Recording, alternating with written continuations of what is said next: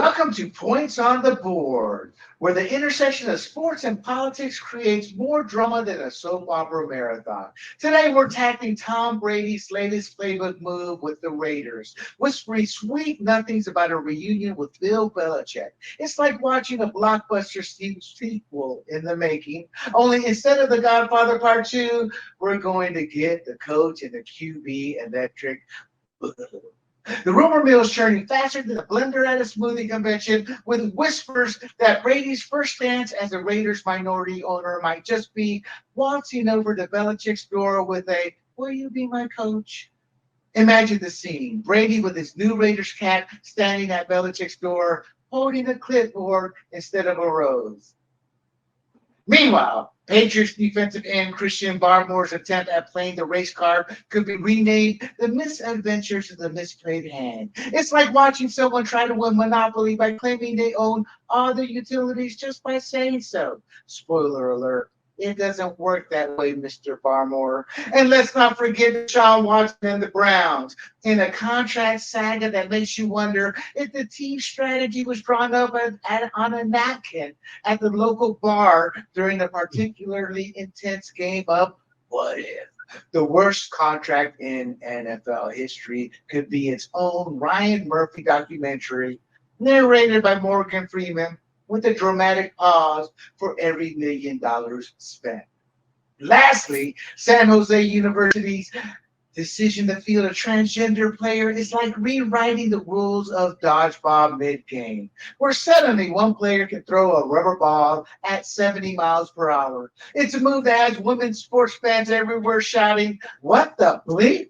I don't want brain damage." It's like watching a chess match where one player actually brings a real knight on horseback. So buckle up, my friends, because points on the board won't leave you brain dead like a Blair Fleming kill shot.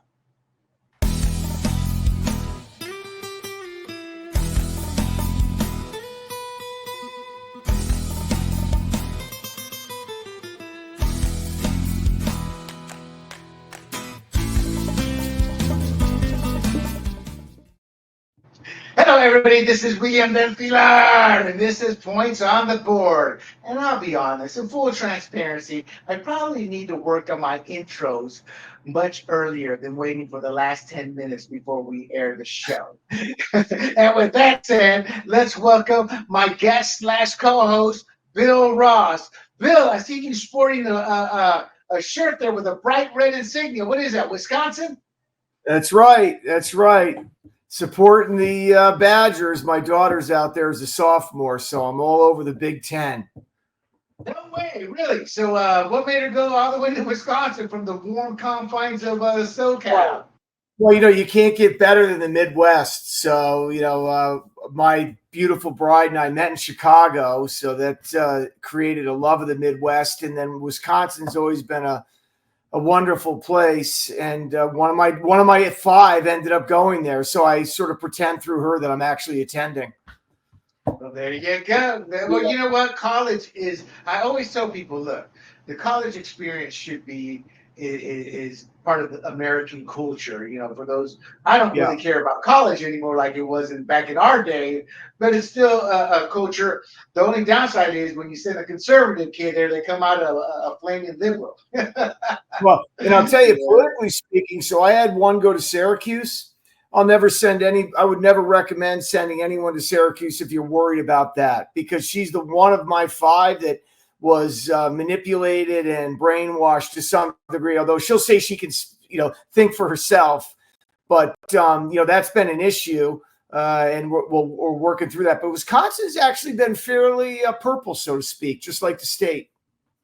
It does come across as more blue collar, down to earth, so I can see that. that. So are you ready for the topics? We got some good topics tonight.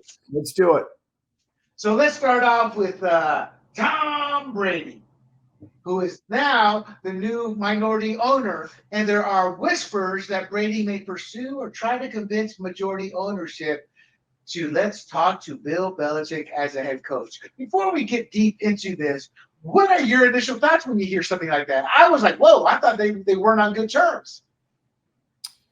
Well, mean, obviously there's two trains of thought for me. One, they've worked together, been successful. So it doesn't surprise me that the rumor mill would start about that. Not that it is actually something that's been thought about or talked about or happening, but it's not a surprise that that's brought up right away. And it'll be interesting to see. Also, then when you hear that, does he get ownership with them thinking that maybe perhaps they might have a line into Belichick? So there could be another way on the reverse where ownership wants Belichick and maybe, inviting Brady onto the management team with a price tag, of course, might help them attract him as a coach and, help them with some of their issues. So, it's a two-way street. It doesn't surprise me that that's the initial rumor, though. Yeah, I got to be honest. It's a hell of a splash for Brady to make, and we all know Bill Belichick wants to coach. I really thought that maybe Bill Belichick. Let me fix my camera here slightly, people. I always thought that Bill Belichick was done with coaching, not of his own doing, but at 72 years old, I'm like, who wants a coach so set in his ways that it was a unique combination with him and Brady? But he's not really a player's coach, and he hasn't won in the last couple of years, so. I do know that Brady's intensity to win is second to none. And so let's get into it. So first of all, if people aren't aware, Brady was given approval as a minority owner in the Las Vegas Raiders. And again, Barstool, to give credit where credit's due, Barstool Sports' Kirk Minihane, he suggested that he's been told by at least two sources that Belichick is on Brady's radar, and this comes amidst the record of a 2-4 record under current head coach Antonio Pierce. Now, again, the sources were two sources that told Minihane, and they were from the Patriots organization, which I found kind of odd because neither player has ties there right now. But hey, we're just reporting the news. Right. There's no doubt they were both stars there, both winners there, 6 Super Bowls. Let's talk about some of the pros and cons. First of all, Bill, there's no doubt that both of these men have proven track records. This will give instant credibility. Leadership and culture. Belichick is known for his discipline in creating a winning culture, as is Brady, and it could transform the team's identity, addressing current issues that they've had for the last 20 years. Right. Not winning. But that leadership and culture is where I have questions. Will his old school thought process and will Brady's intensity to win affect it in a negative fashion? Before you answer, Michael Jordan, I'm a terrible owner. Magic Johnson, terrible head coach. Sometimes, and I think, don't quote me, but I think Magic Johnson may have said it, but one of these ultra champions said, bringing that intensity that make you a champion is much more difficult on a team level. So you have two individuals like that. What's your take on how that will mix the leadership and culture in terms of being a pro or a con? Well, I mean, personally, just because you're the greatest of all time, so to speak, in your position, doesn't mean that you're going to be a great owner. And also, he's not playing for Belichick now. They're not playing together. He would be in management. So it's a completely different situation. I don't think it's ever going to happen myself personally. I don't think that will occur. I don't think it's a good fit for the team. I don't think it's a good fit for Vegas. I just don't see it occurring. But it's not a slam dunk that the two of them together in different roles actually bring those championships to Las Vegas. It's such a complicated issue. You have the assistant coaches are important, management, the city, the players. So to me, my favorite Raider coach is John Gruden. He fits that mold for that team. Of course, the NFL ran him out of there. So they won't say they did, but they did. He doesn't fit the mold for Vegas to me. And, I think Brady is probably very excited to get involved and be, an owner. A lot of these athletes, there was a baseball player the other day, and I don't remember who it was, but saying one of his goals was when he retired was to try to be a part owner of a baseball team. So that doesn't surprise me. But I don't think that Brady runs in there in the first, 3 months, and all of a sudden you have, you're running Pierce out, and you're bringing Belichick in, and there's a lot of things that go with that on the staff itself. But I just don't think it's a fit, and the risk is high. If it fails, it's a massive failure, right? So I don't think that it'll happen. I don't think that the risk is too high. The risk reward on Belichick and Brady reuniting as management and coach, not coach and quarterback, is way too high. So I don't think it's going to occur. I don't see a fit there. I think if it is successful, it's going to be because they bring in the Patriot way. By that I mean Brady did not have to be that $150, $200 million quarterback. He took a lower salary, and they built around the team. So I think he'll look towards a quarterback along those regards, probably a short term, and then they draft a rookie in the next draft or two. But also, I think if it is successful, part of the reason will be because Belichick and Brady as a combo will attract a lot of free agents who want to play, including the old San Francisco formula, where they would look at quality free agents who were on the wrong side of the hill, who hadn't won a championship during the Carmen, what was his name? Carmen, when they went on the Super Bowls with Montana and Young, the Eddie DeBartolo era. Yes, DeBartolo era. So I could see them doing it that way, but again, we don't know how successful it could be, and that. So I guess what I'm trying to say is the Brady Belichick legacy, combined with their winning ways, could be a way to see it. Now, do you think Belichick has enough oomph left in him to improve that defense and make it a top tier defense with Max Crosby? And I ask because aren't we hearing that Max Crosby's on the trading block?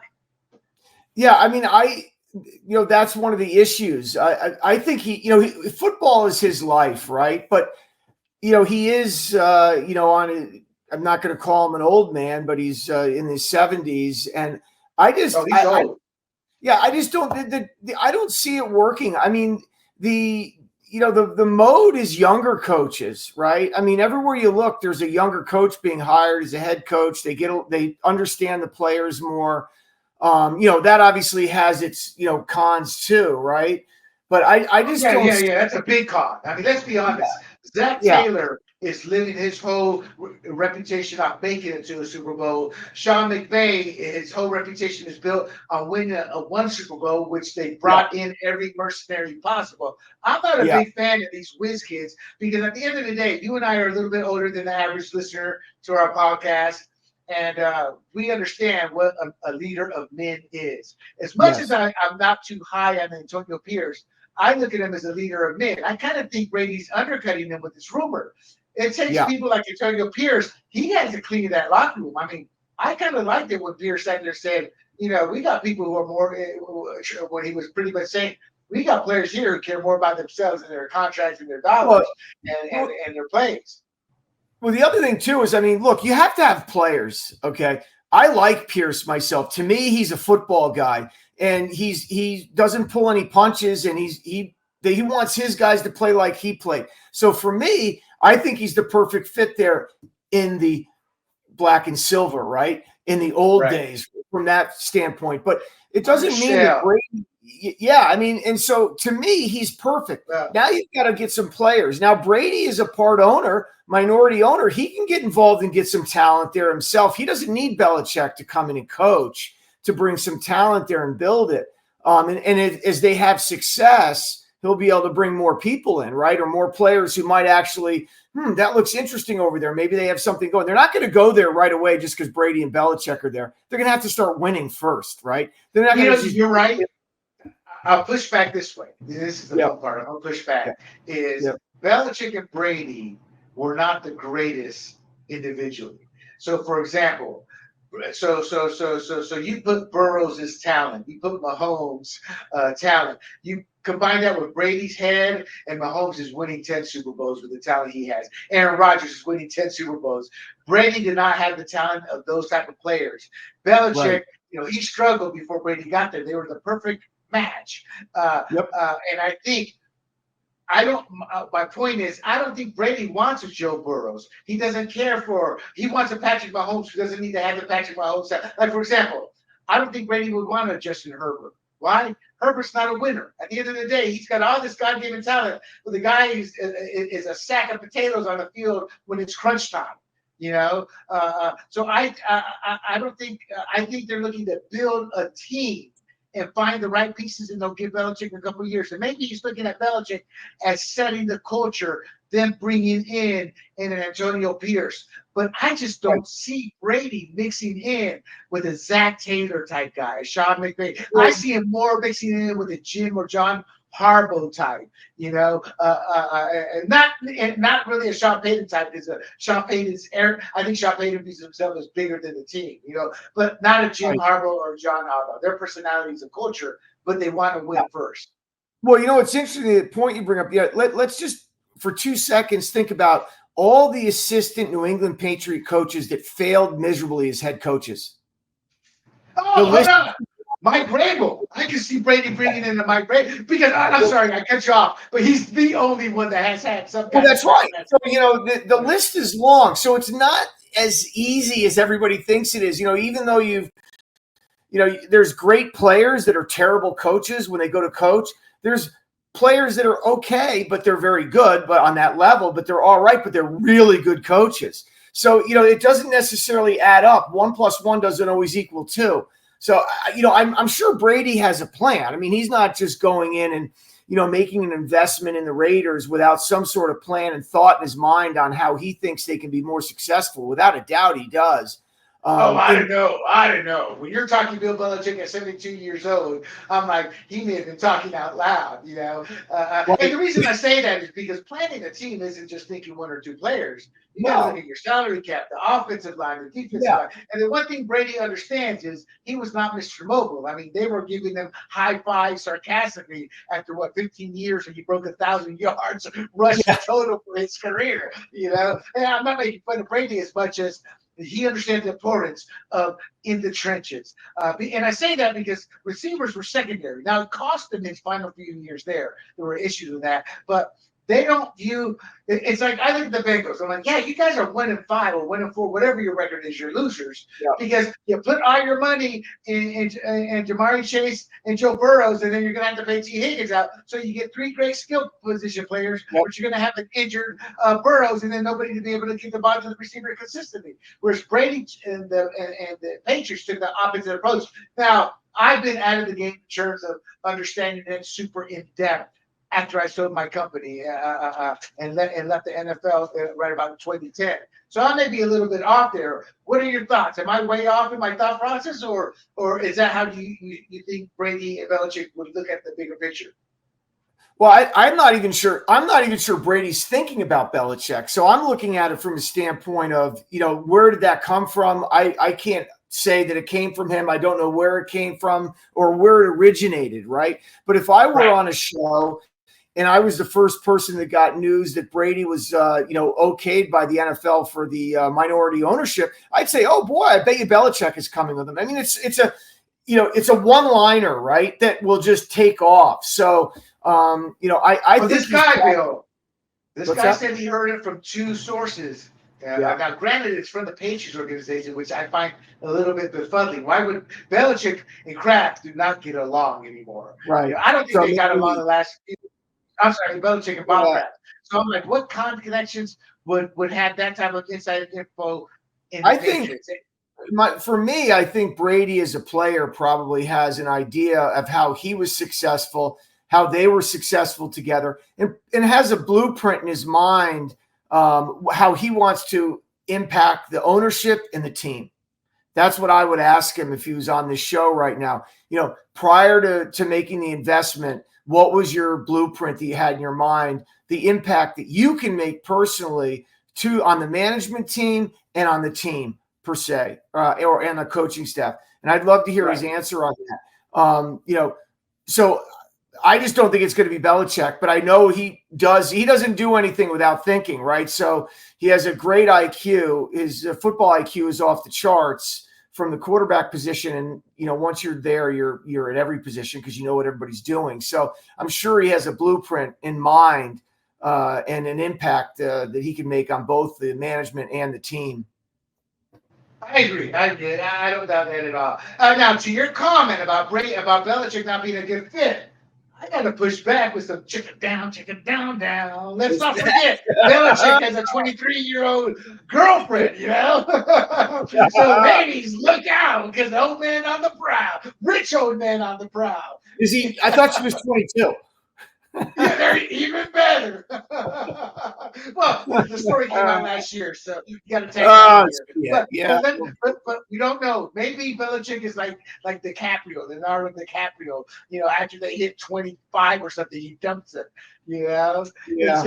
Guy's a great actor. He's a player, but he's a dog with these women, isn't he? All right.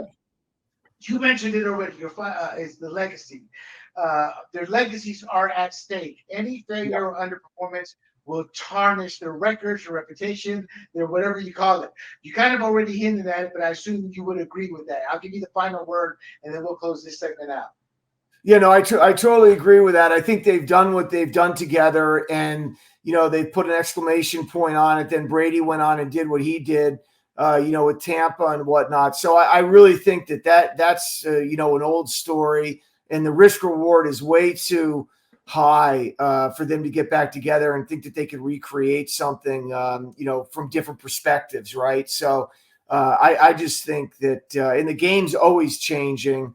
I just think that it's, the odds of that happening are really low, and the risks are way too high. I agree. All right, that's our take on Tom Brady and Bill Belichick. The potential move to bring Belichick to the Raiders isn't just a chicken down. It's Tom Brady wanting to make a splash, and it's either going to reignite a dynasty-like success that the Raiders have not experienced for about 2 decades, and I'm not exaggerating.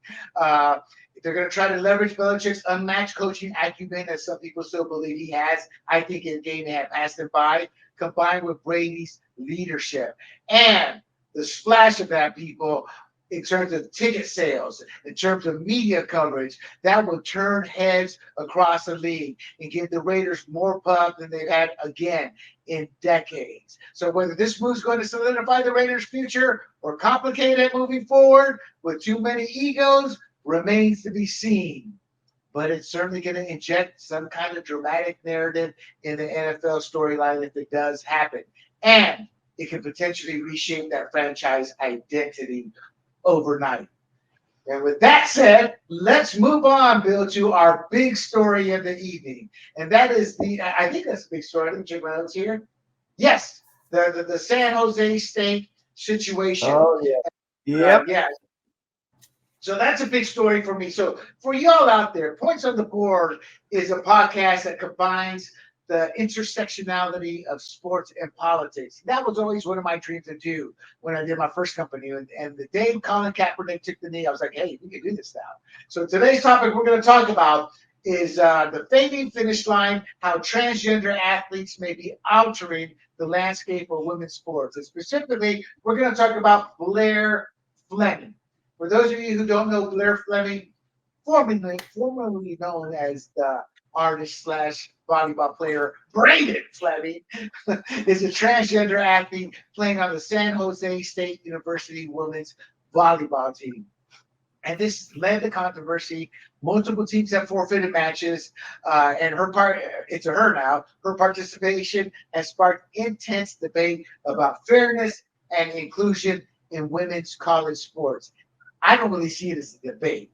Men should not be allowed to play women's sports because at the end of the day, they still have all the aspects of what became a man before becoming a woman. Bill, when I sent you the story, before we get into the background, the identity, the legal, ethical, all that stuff, what were your initial thoughts? To the audience, I said, Bill, I kind of figured out what stories, and I sent it to him and get his approval. What were your initial thoughts when you saw this?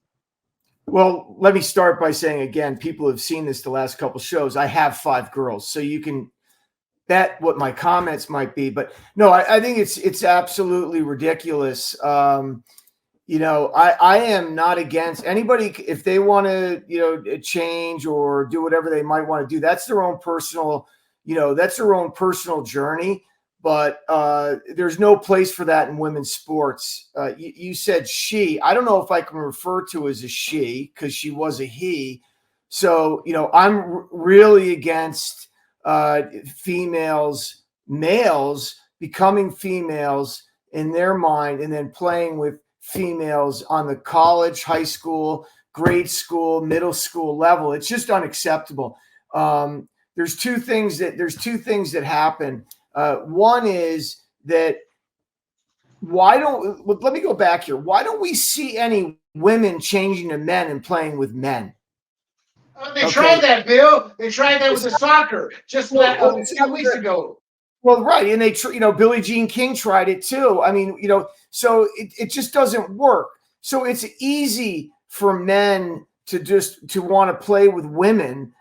They can pretend to be women if they want. I have nothing against that. They can do that in their own time, but it doesn't mean it gives you a ticket to play with women in women's sports. It just doesn't. And anybody who thinks it does is wrong. I'm sorry. It's title. What's that? I'm just saying we're going to get into all those details here. But anyways, I'm just saying I don't like it. I think it's out of bounds. Shouldn't be, and we can go into talking more about the details. But I don't think I don't like it at all. It's out of bounds for me. I got to be honest. When I first saw the picture, I was like, "Man, that's a man, or it used to be a man." There's an actual term for men who actually do look like hot chicks after they transition because they just fear for it because it's so rare.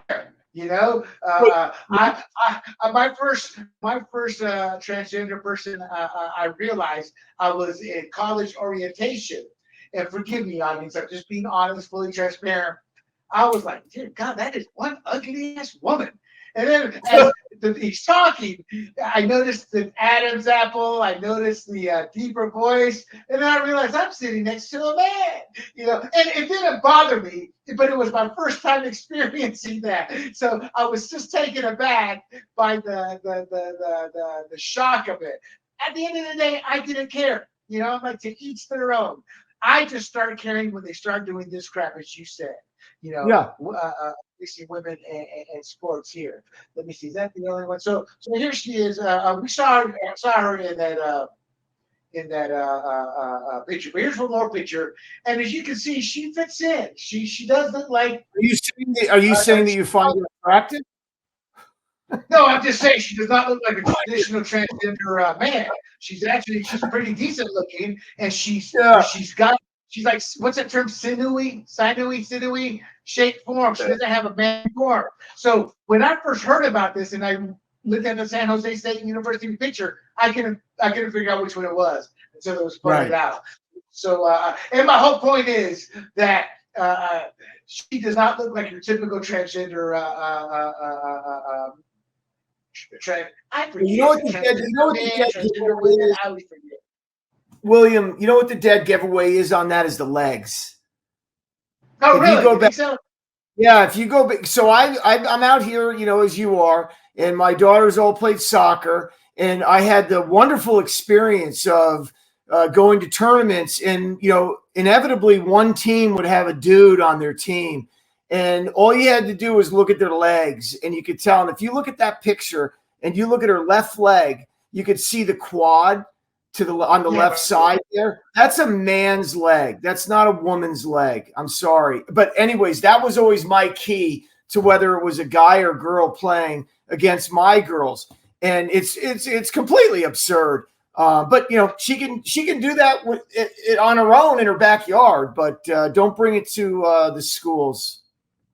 I got to be honest. I know a lot of CrossFit and women who are in shape, and I see those quads like that. Now, I have met some ones who are in the super fitness, and it's obvious they're taking something. So, but I don't know, Bill. I mean, I'm not disagreeing as much as we are in the world of supplements and women being fit, being thick. That's true.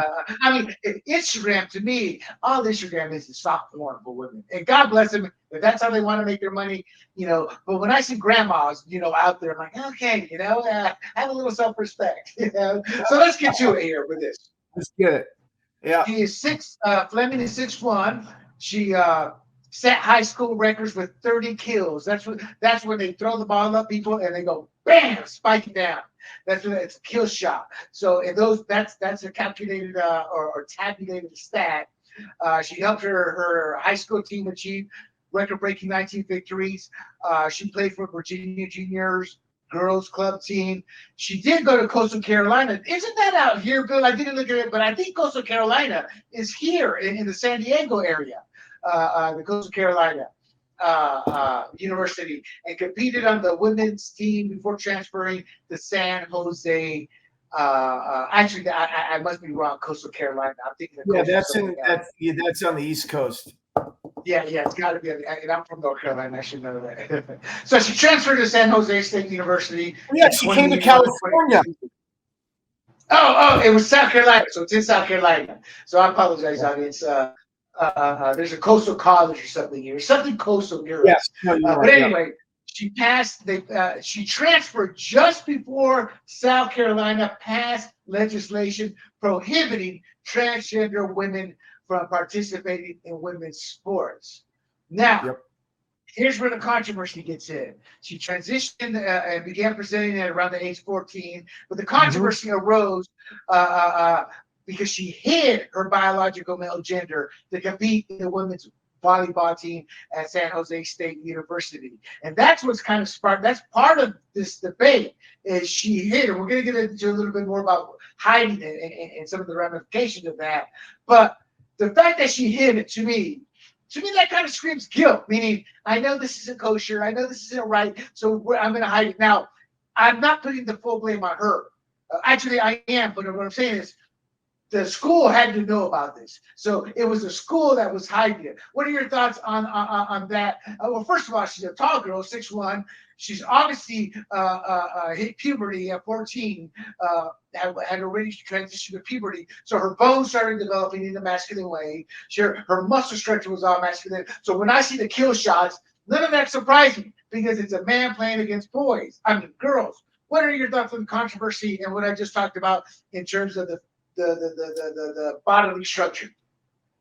Well, I'll say, no, I totally agree with that. And one is, an interesting point you make about South Carolina passing that bill. I mean, hey, if you want to do something that doesn't make a whole lot of sense and is a little bit on left field, come out to California. So it seems like a great transfer to her to come out here because no one's going to, pay as much attention to it. But concealing that, it's hard for me to believe that no one knew, when she transferred out here that she was a man playing and pretending to be a woman. But let's say they didn't know. They know now. And I don't think that, that's something that I think needs to be divulged because to keep the playing field level and fair, we need to keep that on the same level. So that needs to be divulged. If I'm taking steroids, I'm keeping it a secret, right? Well, that creates an unfair playing advantage. So I think that needs to be divulged, and everybody should know that. The school, the teams, the coaches, the athletic department, the league, the divisions, all of it. Because why not? I mean, if you're proud of it and that's what you want to do, why not? Let everybody know. Why hide it? Why would you hide it? No, Bill.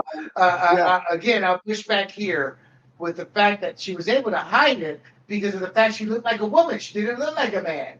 And that's my whole point is she does not look like your traditional transgender woman. And I think she doesn't have the Adam's apple. As I explained, if you look at a lot of these CrossFit women, these athletes now, they have quads like that. So I get what you're saying, but times have changed. So I think she can hide it. Well, no, she probably can't hide it. I'm saying, why do you need to hide it? Because, I mean, if you want to if you were for that movement and you look like a woman and you're playing with a woman, but you're a man, but you're doing it, hey, be a leader. Step out in front and take credit for it. This worked for you. Don't hide it. If that's what you want to do, you help people behind you, right? Like, Billie Jean King didn't hide it. So I don't understand. Like I would ask her, okay, I know she'll say that she wouldn't want to be discriminated against and wouldn't be allowed to play. But if you're going to if you're going to break ground, someone needs to do it, and why hide it? So Oh no, I just we know why. We know why. We're dancing around. They right. hit it because they knew it would cause controversy. So for our audience, this is a kill shot. She's putting all her body weight into it. You can see it. She's not a skinny little girl. She's got some No. power.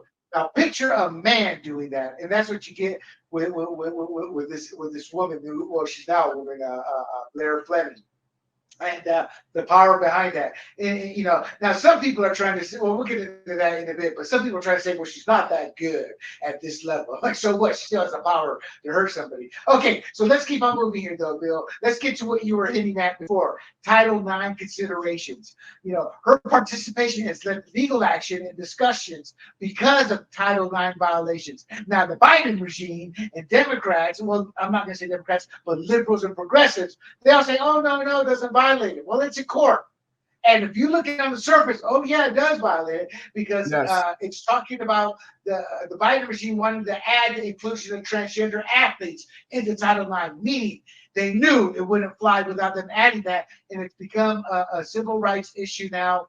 And Title IX, for those of you who don't know, is a federal civil rights law that prohibits sex-based discrimination in any educational program or activity receiving federal funding, including sports, and has been interpreted to protect against discrimination based on gender identity and sexual orientation. And they've been terms of it was there to make equality and for women's sports to have their own base, their own ability to play, to be able to have women leagues, et cetera, et cetera. Meaning, it's kind of like the old days of the media.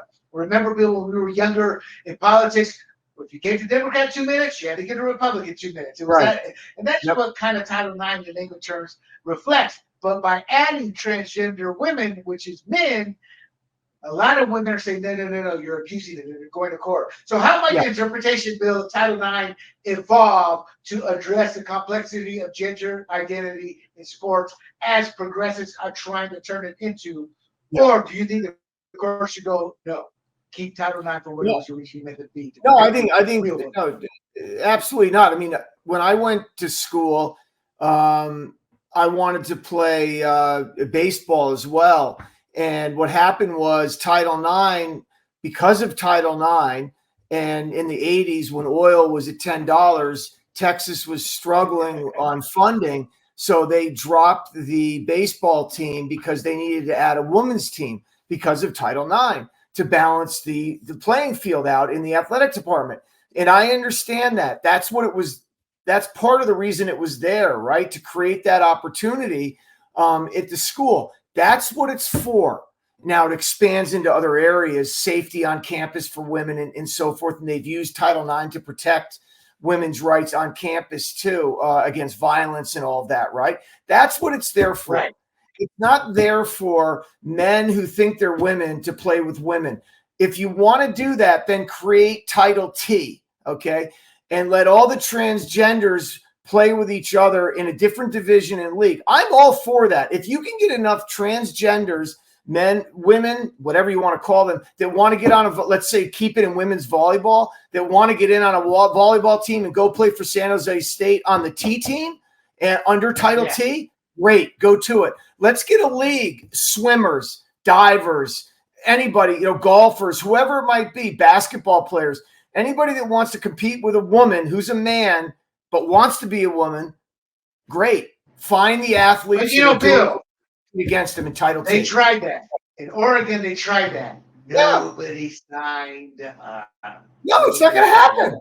Right? It won't happen. So this is the other thing too. I have 5 girls, so I'm passionate. They have played against boys, and it steams me on the sidelines because they're not training to play against men. I don't have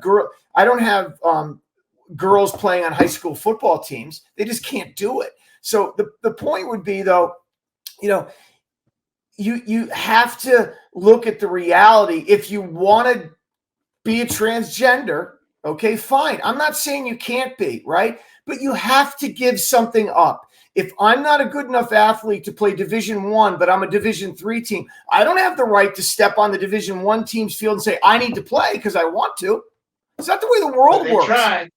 No, I know they do, but I mean, the pushback needs to continue. I know we're going to get into some of the forfeiture stuff, so I won't go there right now. But the point being is, just because you want to be a woman doesn't mean that you get to participate in other women's things, the locker room and all these other pieces of the puzzle. They need their own locker room. They need their own bathrooms, whatever it might be. It's an easy fix. Don't, and then you're going to get the people that say, oh, well, no, we want to have access to the bathrooms too. Well, no, you have your own bathrooms. Women have their bathroom, men have their bathroom. Capital T's can have their bathroom. I'm not saying they can't do it, but you just can't play with men. You can't play with women. I'm sorry. Excuse me. It's very confusing to use those terms. I get you, Bill. I get you completely. So let's move on. No one will watch, by the way. No one will watch. Like when you said nobody signed up, nobody will sign up. So that should tell you something. It doesn't work. No argument here, Bill. No argument here. But I think what it is we are living in this world, Bill. I got to show this. Wow. This is the world that it was a great media campaign that has become a reality for many. Remember this, Bill? Fry it up in a pan and never let you forget. That's a woman's movement today, I don't know why I thought of that as you were talking, but I can just picture these transgender women, bring home the bacon, and make you right up. It's funny. Trump was digressing here, but Trump did the Catholic speaking engagement. I forget what that's called. And he was talking about, you hear about these white men for Kamala?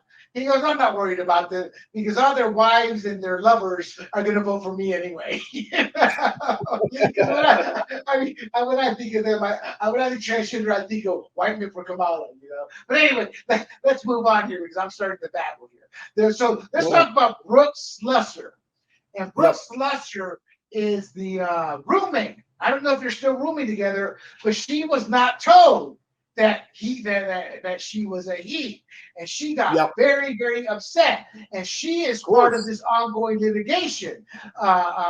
She's a starting center and a co-captain of the women's volleyball team, and she joined the lawsuit against the NCAA for Title IX violations, and her focus is obviously on the issue of transgender athletes. So the lawsuit, we mentioned the lawsuit a few times, people. The lawsuit seeks to prohibit biological males from competing in women's sports, to challenge NCAA policies that allow transgender athletes to participate in women's categories. Think of the swimmer, whatever her name is. What was that swimmer's name? Yeah. The first one that was really famous. Ensure that Title IX protections for female athletes, meaning born females, are upheld. Address concerns about safety. After we finish up with the San Jose, I want to briefly talk about a safety issue that made national news. And her involvement highlights the perspectives of current athletes that are emphasizing issues of transparency, meaning, hey, you tell me if that person is transgender that you want me to room with, and consent. See, that's the other thing. They didn't get the consent, and it's terrible, because you have 5 girls. And when you say you have 5 girls, the first thing I think of is one of your poor girls being forced to watch a boy go follow her into the restroom and watch her pee, which is what happened. A father went to a school board meeting, and the girl said the boy followed her in to watch her pee. And and that may sound gross or whatever, but that's what's happening. And that's the reality. Yeah, and maybe I'm saying an extreme outlier, but there's no reason for a boy to even be allowed in there. And that's the issue here. And she has support, and she's also supporting. She's applauding these teams that are forfeiting against playing there. So my question for you, Bill, is this betrayal from a Sussler toward Fleming, the transgender individual, or betrayal by the school by not telling her Fleming is transgender before assigning her as a roommate? And obviously, I don't need to ask the rest because you've already stated the lawsuit is justified. But what are your thoughts on the first 2 points? Well, I think it's a violation. She's been violated by the school. and also by the the athlete. And I applaud her for her courage to stand up for what she believes in. Because if this is going to change, this is what needs to happen. People like her, Riley Gaines, and so forth, need to step up and start, fighting this together. Within these lawsuits on the Title IX basis, because that's how it's going to change. So I think the school, she was violated by the school. I think she was violated by the actual individual athlete that didn't inform that she was a man, or now a woman, or whatever it might be, transgender. But yeah, so I obviously think she's been violated on many fronts. So I applaud her courage, because it is not easy to do what she's doing. And I imagine she has a lot of support on the team. The school might not be talking about it like that, but I bet you she has a lot of support on that team. I'd love to get some of them on our show and do some interviews and find out really the nitty gritty on where the support is, what the other players feel like. Because this is a devastating, situation for that program, because it can go sideways fast. I agree. There's no doubt in that. And I agree wholeheartedly with you on that, Bill. So the reactions of public sentiment. Okay, this is pretty important. The 2023 Gallup poll. Big John's always like, you don't need to keep the image up forever. So 2023 Gallup poll. 69% of Americans believe transgender athletes should compete only on teams matching their birth gender. That's an increase from 62% in 2021. Support for transgender athletes is decreasing from 34% in that time frame to 26%. I always tell people politics are cyclical. What goes up comes down. And when something's new, everybody wants to jump on the bandwagon, support it, be sweet, be seen as compassionate. Then reality sets in. The political divides are significant. 67% of independents and 93%, they say Republicans, I would say conservatives, oppose allowance. That's 2/3 of independents and Republicans. And it's so less than 50% support this. Yet that 50%, that less, the minority is winning. We have a problem in this country of placating the minority over the majority, even at the detriment of safety for the average American.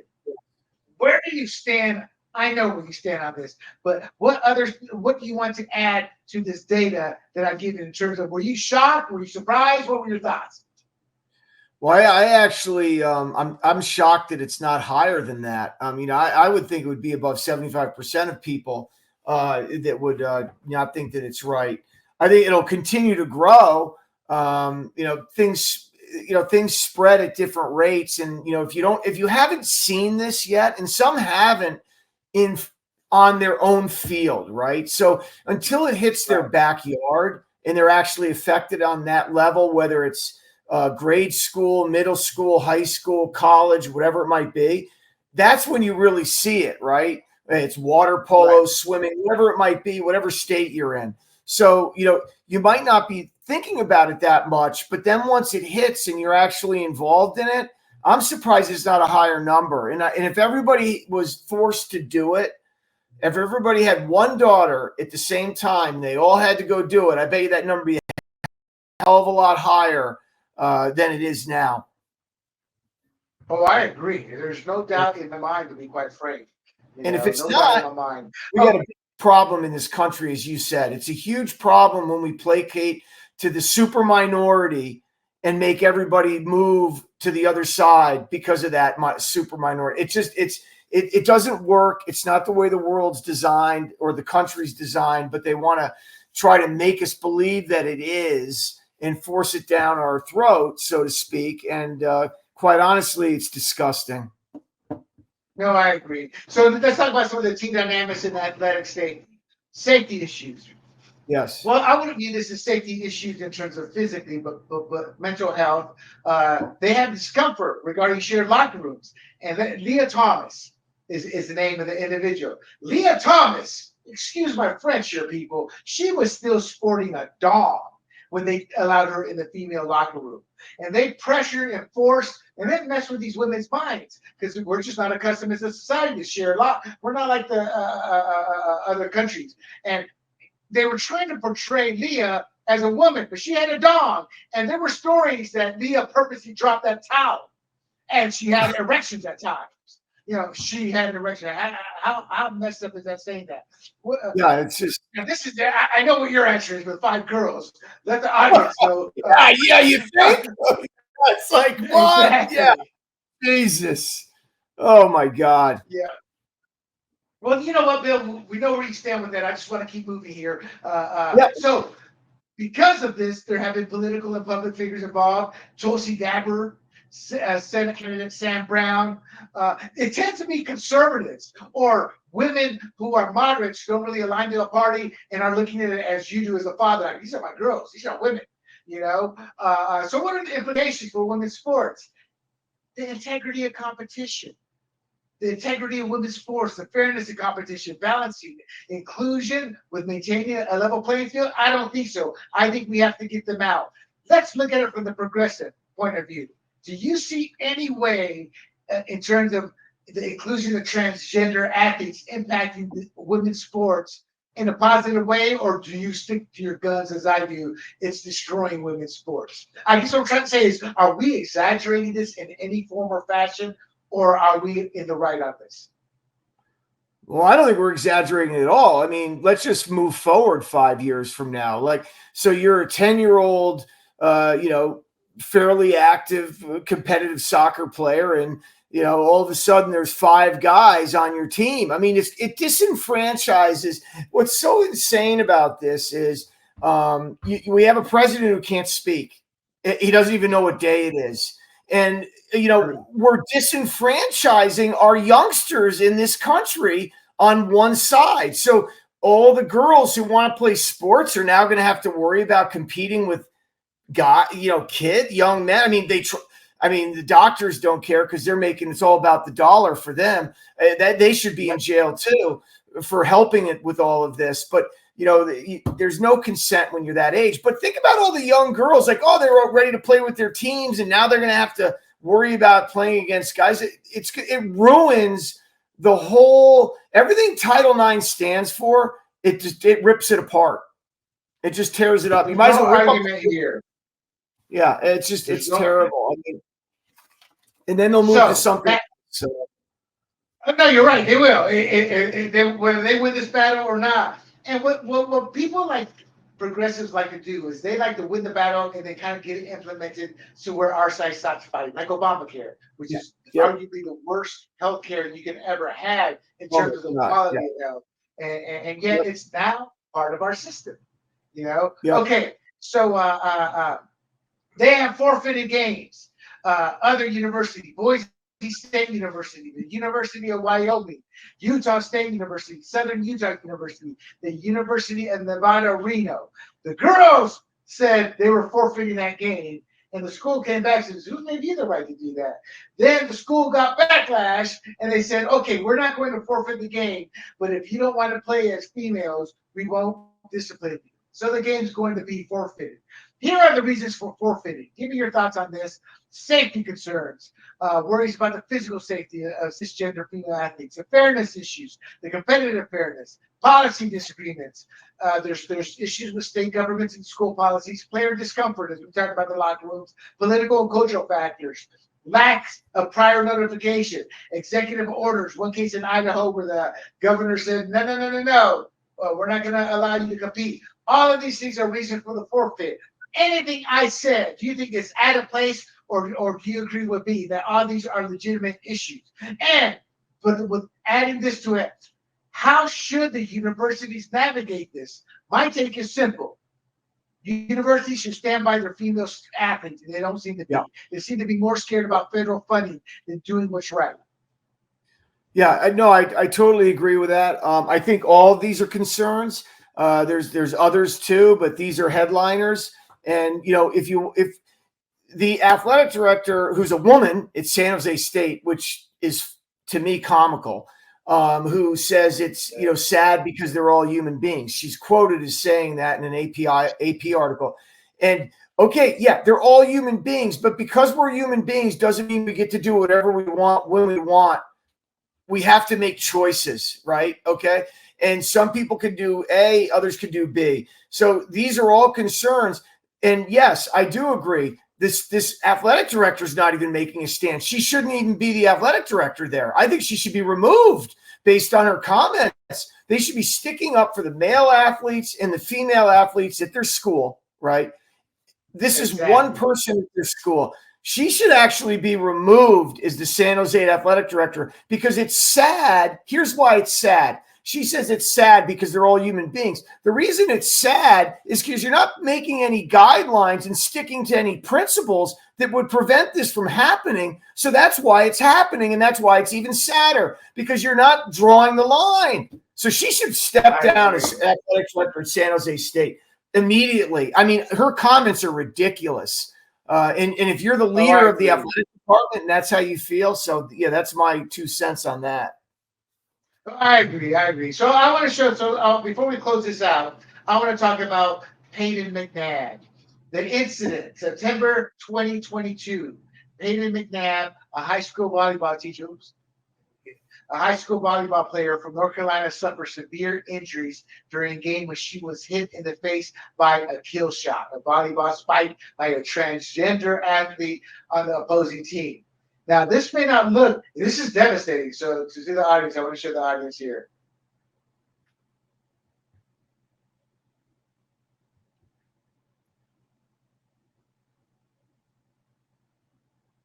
You see it right there.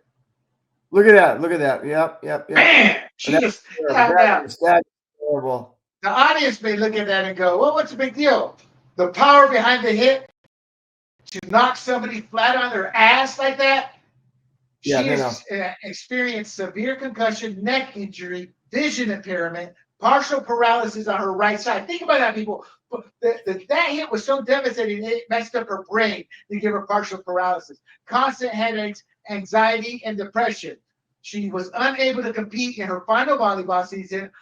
Her sports, she plays softball, that's been affected, and her learning abilities, her ability for retention and comprehension have been impaired, requiring special accommodations at school. So don't tell me these transgender women, after they're taking all their estrogen shot. No, they still have the muscle structure and the bone density of a man. Bill, your thoughts on what I just stated here? Well, I'd love it if you could replay that again, but that's a disgrace. I mean, look at what he does. He sets himself up. They're faster and quicker and can jump higher and stronger. So he gets himself set up where he gets extra run at the ball, elevates, gets it as highest peak as he can, hits the ball with as much force as possible. I mean, look at the setup on this. This is all you need to see to give you the answer, yes or no, if this should be allowed. Yeah, for the audience. Yeah, I mean that's a disgrace, and for anybody to argue that that's okay, doesn't know anything about sports and competition. That's an awful situation. I want to show once more, Bill. And I don't want the audience to look at the girl. I want the audience to look at what you were saying, how this person sets up, and look at the power behind this hit. Yeah.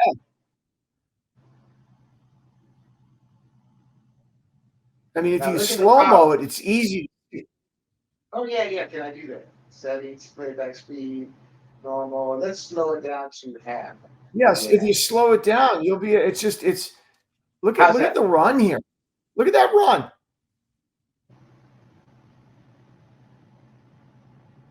Look at that height. Look how high. Yeah, I mean, it's that wraps it up to me. With a bow. If that's a woman or a girl and she's that athletic, more power to her.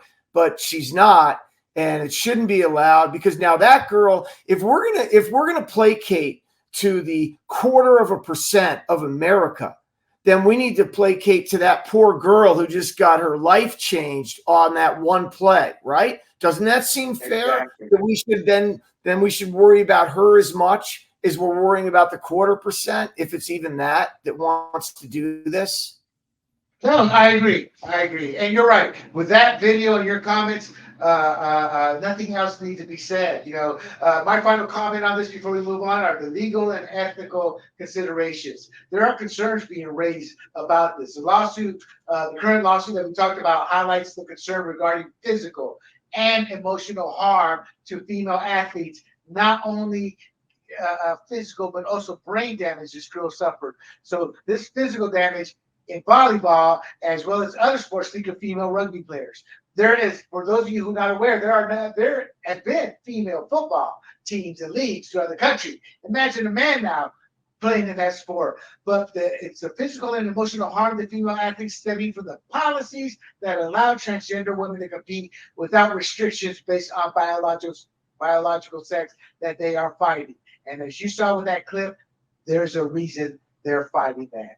Bill, it's devastating. It's devastating. But let's move on here. Let's move on to politics and sports, when they intersect. And this next topic is a doozy. The race card gone bad. Now, see, this one reason I got into politics is because I got tired of the race card. I never, coming from a family of mixed individuals, Bill, I've told this on my Fired Up podcast. My grandmother was called the N-word. I had relatives who are black. Most of my relatives are brown.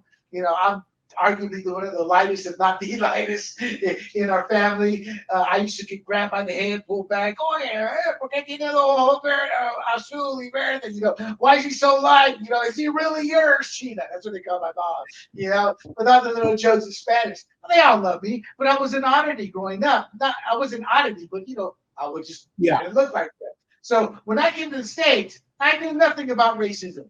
I mean, I knew of racism, but I've never dealt with it because of the way my family was structured and the way Panamanians live. Now, there is racism in Panama, don't get me wrong, but not where I was at. So when I see this crap, and I'm talking about Patriots defensive tackle Christian Barmore's traffic stop, where he played the race car. So recently, Barmore screamed racism, because the Providence police stopped them. It was following a traffic stop. Barmore claimed he faced racial bias from the officers involved. But they released the body cam, and I'm not going to show the body cam only because it's a little bit long, and it's just him being an asshole. Barmore is an asshole. Well, while you're talking, they'll give you your points. I'll pull it up, see if I can find a short snippet of that. But the body cam footage presented a completely different perspective, and it raised a question about the accuracy of his claims. Now, let me tell you a story. I have a friend who's a cop. He retired. He retired because of all of this political correct BS. He got tired because I'm not going to risk my life, to be accused of something I didn't do. So he retired, took the money and ran. San Diego cop, got his pension, headed off to Tennessee. So with that said, when body cams were first introduced, he said, man, I hate this crap. I said, why? This is going to help you guys. You know how many race claims y'all get that this is going to expose? And he was looking at it from an invasion of his privacy. I said, watch. Sure enough, a year later, I love my body cams, because they were exposing other lives. There were a couple of times they would scream police brutality as he hauled people, just police brutality, not necessarily tribal identity politics, just police brutality. And the body cam saved him. So what are your thoughts first in Barmore's claim here? Just a quick overview, as well as body cams, good or bad for cops? The body cams? Yeah. Oh, I mean, I think it's what they need, right? I mean, this whole situation, I have a lot of comments on it, but I don't want to get ahead of what we're talking about. But it's obviously it contradicts what he said was going on, and thankfully they do have the body cam because in this case and situation with athletes. Look, I'm speaking as an athlete, right? And who has gotten away with things that probably might not have gotten away with in the past if I wasn't, right? Just let's call it what it is, right. Okay? So that helps them in this situation because I'm sure that the individual here, Christian's been used to getting away with stuff. And just by rolling down the window, he gets a wave, move on in general in life, right? Yeah. So to speak. And so he wants to continue that. They get used to that. And then they think, oh, well, that's going to keep going on in life. Well, when you're a professional athlete, that ends up changing, right? You need to hold yourself to a higher standard. But thankfully, they do have the body feeling. I mean, it's still hard for them even with that, but I'm glad they have it. Well, so for the audience out there, what happened was he claimed on social media that the stop was racially motivated and unprofessional. And once the body cam footage was released, that post he made conveniently disappeared. He had an unregistered vehicle. That was the reason for the stop. And there were 3 traffic violations. And he was being like Tyreek Hill, being an arrogant ass. He became agitated, for no reason. And they also found blunts, marijuana, and they didn't arrest him for that. So he really got off. And I think he's hoping this will quietly go away. What are your thoughts on the fact they didn't arrest him when they could have? Well, that's to my point. I mean, they made a decision not to. I don't know how much there was and if there's a limit that they're allowed to have in the car. I don't know. But point being is he didn't drive away, did he? I mean, I'm sure you'll go into the details here, but all the details of why he was pulled over was not racially motivated. You have the time, the area, the car, the registration, all these different things. You and I'd be pulled over in an instant in those situations. The tinted windows. I mean, they didn't know who's driving that car. You know what I mean? So I don't know. It's just, to me, it's nonsense. And they gave him a break on that. I would guess. All right, but it's absolutely ridiculous. It's absolutely ridiculous. So the arrest has already happened here. Not arrest, but they pulled him out of the car. He was talking a lot of trash in the car. Defensive tackle, Chris. Okay, so this is just a video of the body from one of the cops. And he's just talking. He just won't shut up. He keeps talking trash here. And see, look at that. They could have arrested him. The cops actually are being calm. I would have been like the Miami cops. I would have arrested him, taken his ass to jail, and then showed the body cam to the Patriots. And I bet you he would have probably been caught. But at the end of the day, this has nothing to do with race, people. It has everything to do with entitlement. He thinks he's special. He's never been told no. So what do? They play the race card. So when body cams first came out, people, the first ones busted were minority politicians who would scream the race card at the top of their lungs, and then they would quietly go away. This was like a rash about a year before they finally smartened up. And it's not just tribalism in terms of skin color. There was a white Republican elitist in Florida who tried the same thing. So this has more to do with elitism, with entitlement, more than skin color. The problem is when they tend to be Latino or Black, they'll throw the race card out there. But it's really entitlement and elitism. That's pretty much kind of what happened there. Not the best moment there in terms of me showing the film. But the vehicle in question was found to be unregistered during a routine traffic stop, which is a violation of the law. The officer acted in full compliance with department protocols. If there are any concerns or questions, we encourage Mr. Barmore to stop being an asshole and come talk to us. I do that in that video. Yeah. But so the Patriots response. What was the Patriots response? The Patriots' response is they acknowledge having a conversation with Barmore, but they're focused on preparing for upcoming games. All that, see, Gerard Mayo came in on a bad note. Came in with his DEI conversation when he was first hired. So I don't look at Barmore doing any discipline. He's going to back this guy up, and this sends the wrong message. It tells the players, "We're going to let you do what you want." And all that does is escalate until it becomes a serious problem, and the guy gets jacked up and thrown in jail for doing something even worse. This will not end well for Barmore if he doesn't change, And it's not like he's a superstar, 50%. I did a paper on NFL players in the mid-'90s. 50% of NFL players after they retire go financially broke or are arrested for some sort of domestic abuse. So, Yep. it's like, get help, Barmore, because you need help because your ego is so big, your head can't fit through a door. So, and this is worse. Right. The incident was about 1 a.m. Barmore posted this on social media at 1:22 a.m. because he was angry and he was too ignorant to realize he was in the wrong. Yep. At least 10 police officers responded to the stop, and Baltimore's vehicle was towed. He has not played in the 2024 season due to treatment for blood clots. So he may not play. Personally speaking, 24 years old, maybe you shouldn't have taken the jab and you could be playing. He signed a 4-year, $92 million deal. He's not going to see the bulk of that. He'll keep his signing bonus. I don't see him playing again with these blood clots. But you never say never. My point is, this is an angry young man. This has happened with frequency in the past, not so much anymore, the claiming of racial profiling. The public perception, here's my question to you, Bill. Does the public's initial reaction lean towards believing the athlete or law enforcement, and why might this be? I'll answer first. I think it used to. Now everybody's like, let's wait for that film and video to come out. And you're seeing a lot, like Tyreek Hill, kind of went away, didn't it, after the video came out? What are your thoughts, Bill, on that? Oh, I'm sorry. And the social impact of social movements. I think this hurts these social movements that are created just to rake in the money, to blackmail, like the Sharptons and the Jacksons used to do. I think it hurts the cause, but I think it helps move us forward as a country because we're seeing the truth.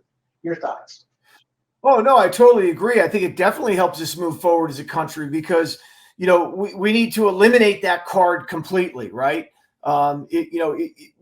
We talk about it, which actually keeps it alive to some degree. So eventually, hopefully, it will end up disappearing in the language. But it needs to be the body cam has provided a safeguard for something that can be reliable and looked at. So it's not at the moment. So, 15 years ago, I'd be like, oh, yeah, that must have happened, right? Like, yeah, I bet he's right.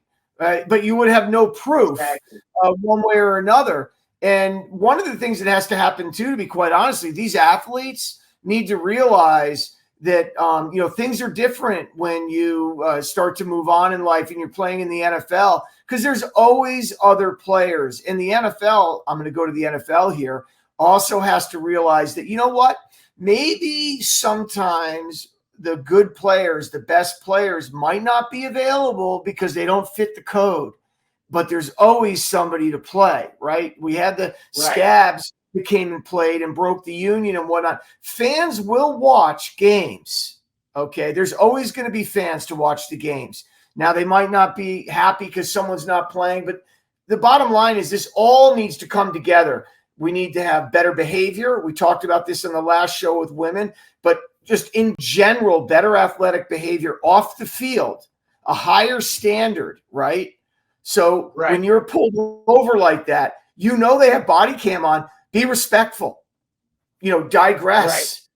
Check your ego, right? You're not on the football field. One of the things you learn too is what works on the field doesn't always work in real life. So check it, and respect the people I agree. around. In fact, I tell people that all the time from this perspective. I tell people that in the Latino, I can speak for the Latino culture. But growing up in the South, my friends who are back, we've had this conversation as adults. And we've talked about we got to get the youth to realize you don't confront cops. That's what helps create some of this. Now, there are bad cops. Let's not be idiots. There are bad cops. Right. But you create the situation when you start talking back. Because the cop doesn't know if you're going to pull out a gun or whatnot. So it's a tension-filled situation. But I always tell my relatives, my younger relatives, look, the cop stops you, don't be an idiot. Just do what he says. If you have an issue with it, you can record it now, Yeah. But don't be an idiot and put yourself in the situation where that cop feels he's in danger.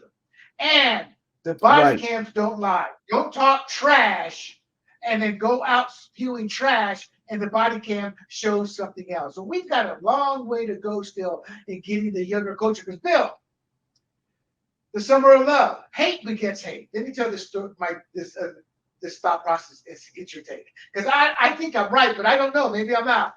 Hate begets hate. We had this whole young culture led by Obama and then it culminates with Trump being president and the summer of love, with all the riots, a couple billion in damage, people violently hurt, people violently murdered, all that's allowed, and it's done in the name of social justice.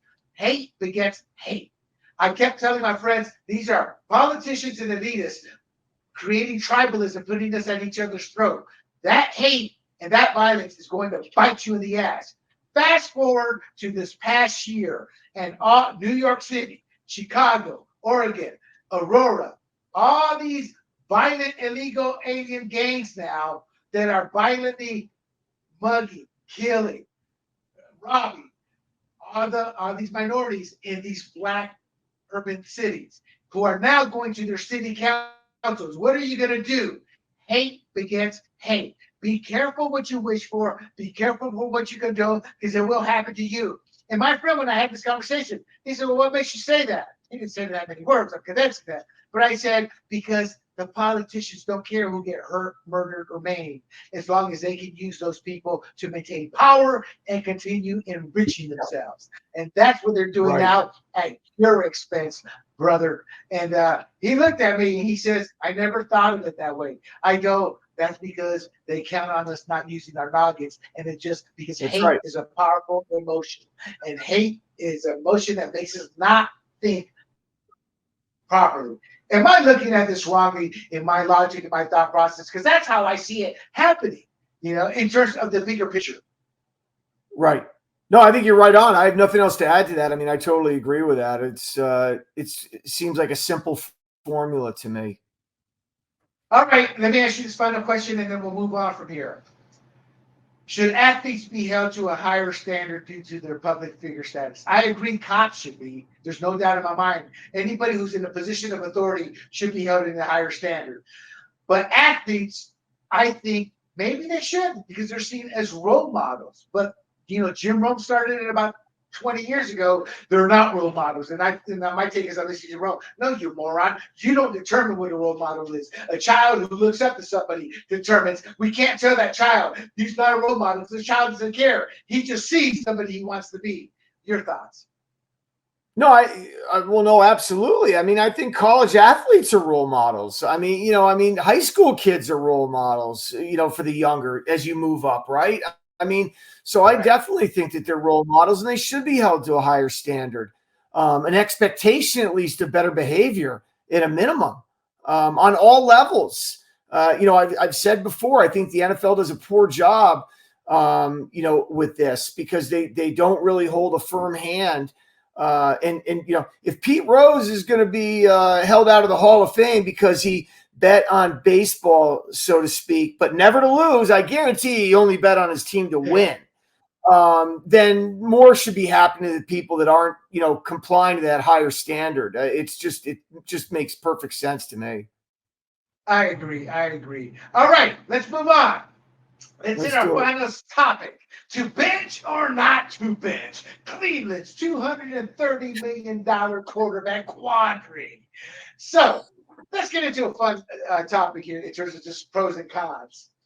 On the topic of leadership, first of all, to the audience, right now the Browns are facing a complex decision they're not talking about publicly. All the analysts, we people, we're talking about it. But they're trying to figure out what to do with Deshaun Watson. So these are some of the issues they're dealing with. You have leadership, morale, and chemistry. That's a highly important issue.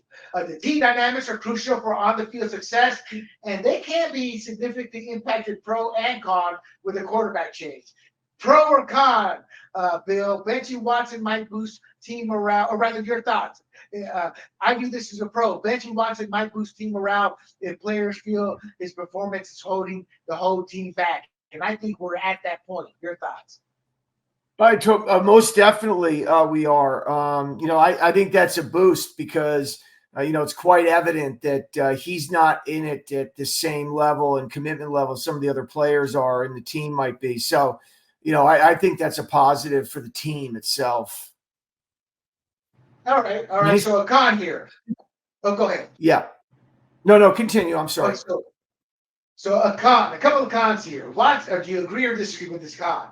And give me your take on it. Watson's leadership on and off the field might be missed. I haven't seen that leadership, but potentially affecting the team's cohesion. And for the audience, I'm trying to be fair and balanced, but it's obvious what we think. So Watson's leadership on and off Yeah. the field might be missed, potentially affecting team cohesion, and the decision to bench a high-profile player could negatively impact team chemistry, especially if seen as unjust. So these are a couple of cons. What are your thoughts on it? Baloney, or do you think there's truth to it?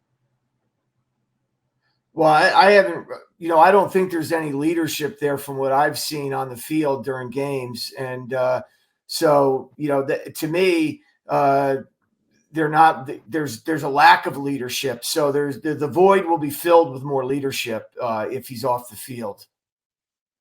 I agree. So you don't put much weight into those who say, hey, that's a potential con. I agree. Okay, so his performance. Obviously, quarterback performance is the key to everything, So sitting Watson, I think, serves as a wake-up call, and it's going to force him to look in the mirror, maybe even improve. But I don't think he's working hard. I think he's just collecting the checks. What are your thoughts on that? Do you think it's a pro to bench him or not? No, look, he had the first game of the year against the Cowboys. He had a single-digit QBR. He's a fire. What do you call it? He's a forest fire. I mean, the guy's a mess. If you look at, I just looked up a couple things for 20. He has a lack of explosive plays. He's got a high sack rate. Now, quarterbacks do go to Cleveland to die, and so do coaches. So let's get that out. Yeah. That's up front. But at the same point, he's got an off-target rate of 20.7%, which is the third worst in the league. He's not engaged. And then you bring up, then you bring in all the other, misconduct, the sexual misconduct. It's just, he's a dumpster fire, and removing him from the team, forget about the financials, is the best thing for the team right now. I mean, if you watch him play the game, he doesn't do the little things like reach the ball out for the first down. He'll just run out of bounds. And then that creates another down that needs to be run to get the first down, right? There's just little things that he doesn't do. And he's declined. I love the guy. I was a big fan, at Clemson and then Houston. He did unbelievable things. He set all these, records in the NFL early in his career. And I don't know what happened, but, in between, whether it's the misconduct, too much money, whatever. I can tell you what happened. Yeah. I'll tell you what happened. So when I was doing my fantasy sports company, we did both sports, both general and fantasy. I started crunching numbers. I started noticing a trend, and I started this in the late 90s, did it for years and years. And I started noticing the trend. A lot of players, their best year was their contract year. Their decline started after they got the big contract. Now, it wasn't every player, but I'd say good 60%, 70% of players. And I'm talking about the top tier players. I'm not talking about the middle road, because the fantasy, you're always looking at the top tier players and their job, but we would evaluate them all. But we noticed a lot of top tier players, once they got that big fat contract, all of a sudden their play declined. So I look at Deshaun Watson. He got this guaranteed contract. He didn't need to work as hard. He thought he would return to form. He took his talent for granted. So I think he got lazy.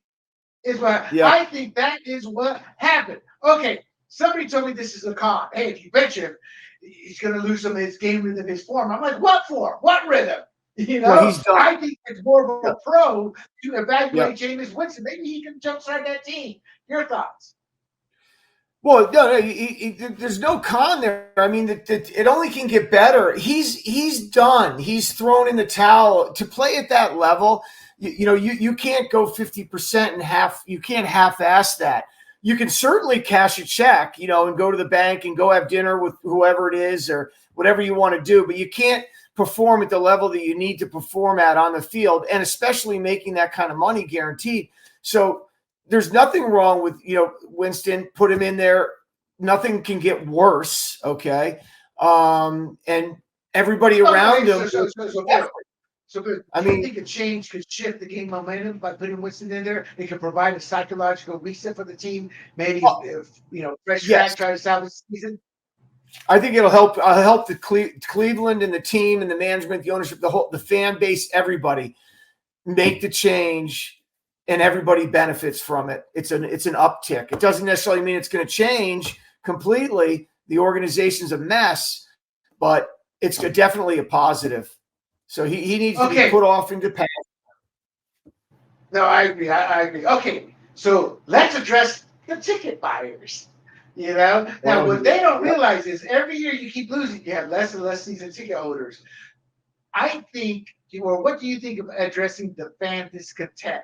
That's a big public win if they venture, and that can actually, in the business of football, can keep people from giving up their season tickets. What are your thoughts? You see that as a legit issue, or do you see that some fans go, "Well, we can't give up on them too quickly"? I'm like 3 years too quickly. I don't see the argument for that. Your thoughts? No, I think the fan. The fan in this league is very seldom taken into account. Okay, ticket prices skyrocketing. They go to games in London. The home team loses a home game. I guarantee you, the fan would rather go to a home game in whatever city it is than watch their home game played in London or Mexico. This whole international thing is for a different show, but it's a complete joke to me. So the fans always taking the seat in the back in this league. So I think it'd be great. They should take that into note. They need the people happy, the fans happy, the fan base happy. And all they want to do is win and see the guys playing hard and giving their best effort. And that's all they ask. And they pay a high dollar for that, right? So, and the problem is the owner right now isn't doing that because he's talking to the coach, and the coach is saying, well, he's our starter. Well, the owner, come on now. So let's start paying attention to the people who are paying the bills. No, okay, I get that. Okay, so let's talk about the legal and public image. We talked about it with the fans' perspective, but he's still being investigated for this last case settlement. The NFL is still investigating him. So I was a little surprised to hear that. It could just be PR that the NFL is talking, but benching him could provide meaning, hey, we're benching him because he's still under investigation. We feel uncomfortable. It could also show management is being proactive in addressing ongoing concerns, again, with the female fan base. But on the negative side, what they're telling Watson is, hey, we view you as guilty and we don't support you. I think it's a right move if they choose to bench him and use this as an excuse. What are your thoughts? Oh, I think, where there's smoke, there's fire. This isn't going to be the last allegation. I mean, they just keep coming out of the woodwork from all directions. So, I mean, bench him.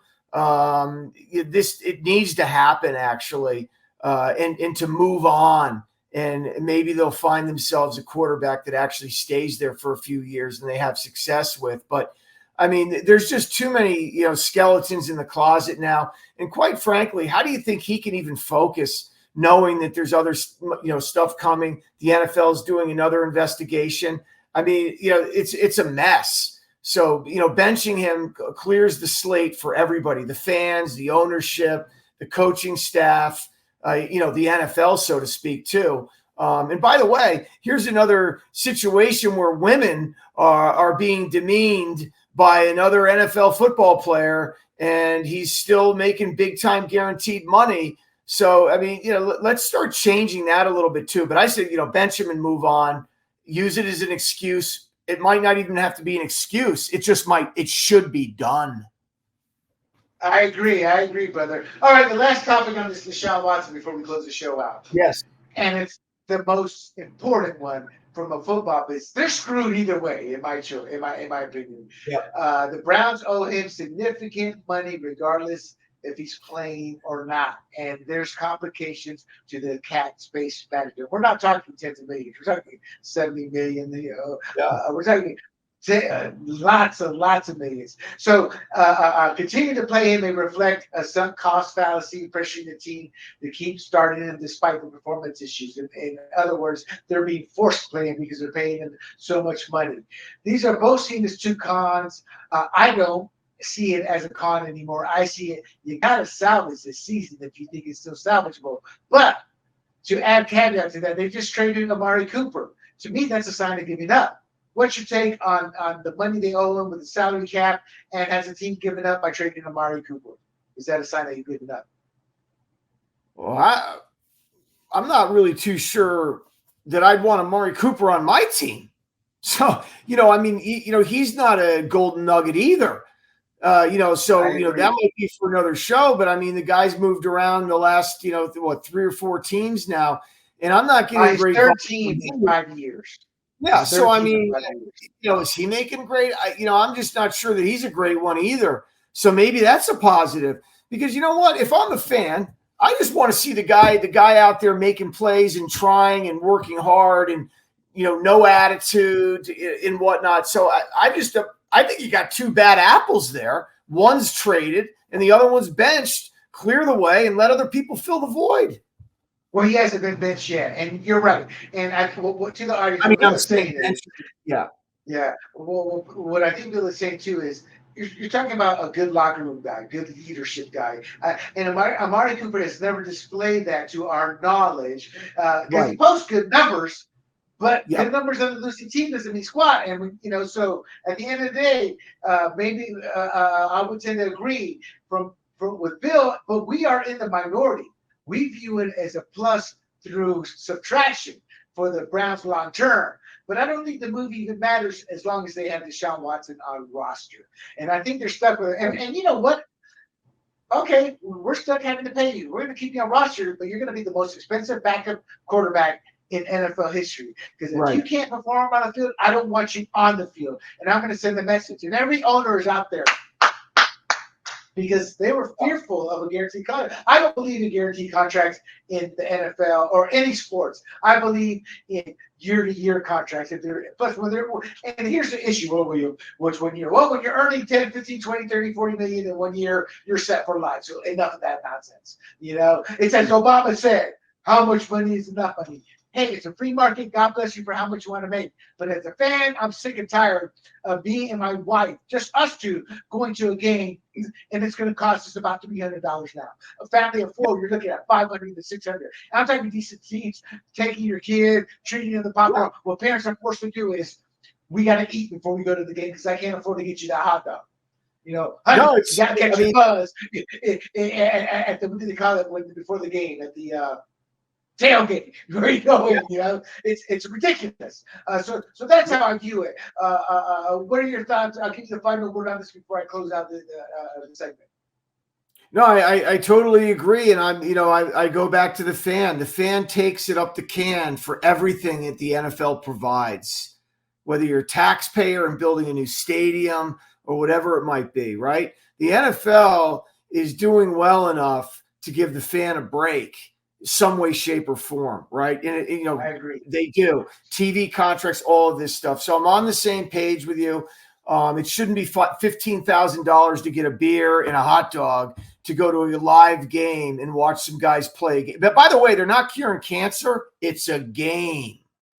Okay, exactly. It's a game. So it has gotten way out of control. I agree with that. And as good as the fan experience might be at these new stadiums, they're paying for it. I don't think a professional sports group game should be a special event. I don't. No. I think it should be part. If you want to go, you should be able to enjoy it. So it's the greed of the NFL. And if I was in office, I would sit there. My first thing that I would do, I would pressure other politicians, congressmen, or senators to go, we need to have a meeting on all the legalities that we give the NFL and start removing them, because you cross the line by now charging to have games on streaming services. Not only do we pay your insurance for the Super Bowl, we give you all kinds of other breaks, and yet you're charging us to do military flyovers when you benefit with that, with PC and money. You are having your cake and eat it too. That needs to stop. And there's two goals I have. Once I run for higher office, taking care of vets, with these vets that gouge people and taking care of the fans because entertainment is being abused now by the big conglomerates to give it to take to, as you said, we'll take it up the can. Yeah. Well, So, final words on that, Bill. Well, yeah, no, I agree with that. And one of the other things too, and that maybe for another segment as well, but the last thing I'd like to say is one of the most frustrating things for me is, an ex-player, not at the NFL level, college level, right? But also as a fan, is the inconsistency with the officiating on the field and the things they do instant replay and they don't. And I feel like they're doing a disservice once again to the people who are paying big dollars to go to the game and follow their teams. It's not consistent enough for me for the product that they put on the field. And that's the thing, I'll end on it. But I just think that they need to respect the fan and the effort people make to go do these, go to these games with their families and their kids and friends and whatnot.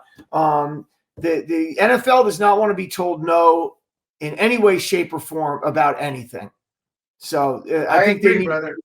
So there you go. But that's all I have on that. But they need to do a better job of officiating. And if they need 10 officials instead of 8 or whatever, you have a 60-year-old official running down the sideline trying to watch and run at the same time. Doesn't work, man. You have all this. No, I'm glad you brought that up. That's been one of my biggest complaints since when I was a kid. I'm like, man, these refs can't even keep up with these guys running down the field. How can they see the play? Yeah.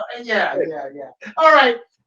So the Browns face a complex dilemma with Deshaun Watson. Oh, yeah. Benching him could address immediate concerns about team dynamics, the public image.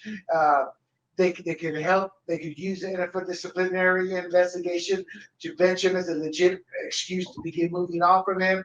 But there's also risk. Maybe he can't turn it around. They owe him all that money. So the team is weighing all of these issues.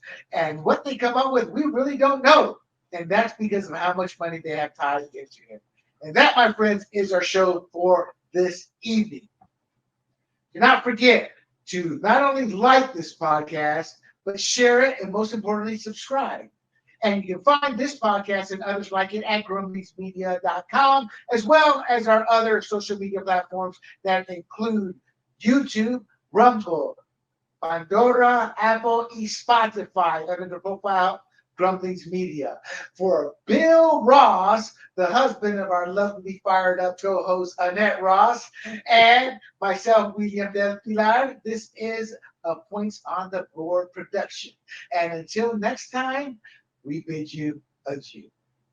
Hey everybody, this is Big John from Grumblings Media, and I just want to say thank you for watching our content.